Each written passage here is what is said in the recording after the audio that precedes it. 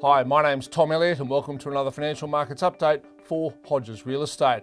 Well, volatility has been the order of the day. Firstly, global share markets. Now, US markets have been up and down, and I've got to say more down than up, because the market is waiting for US Fed Chair Janet Yellen to increase interest rates. Now, it's a question of not if, but when. US rates have to go up. They're still at their emergency ultra-low settings from the global financial crisis, but the market is still on tenterhooks, just waiting to see when we finally get that upward move. Interestingly, local interest rates I think could have another downward leg. Now, I've gone back and forth on this one a bit.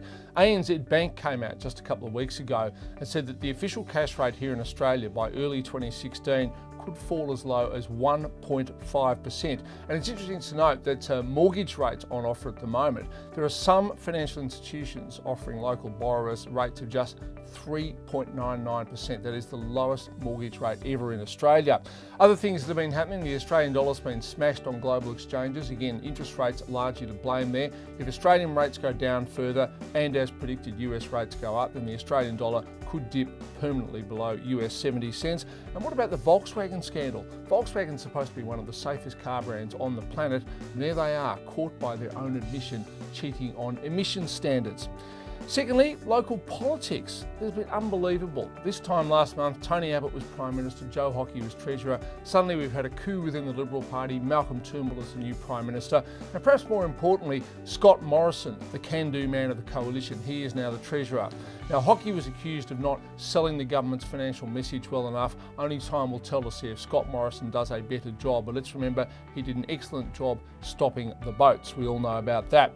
And the local property market, it's been steady, I would say, to slightly weaker. Now, if you look at clearance rates, they've probably slipped a bit. The overall clearance rate in Melbourne is now about 75%.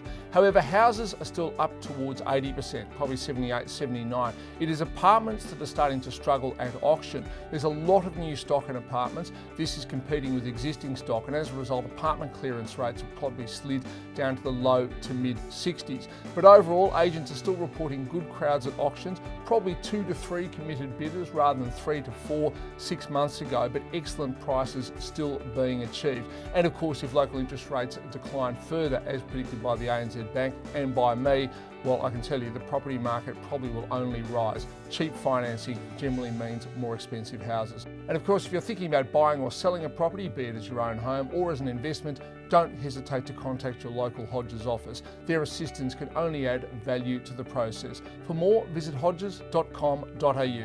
Thank you very much for your company, and I'll enjoy seeing you again same time next month.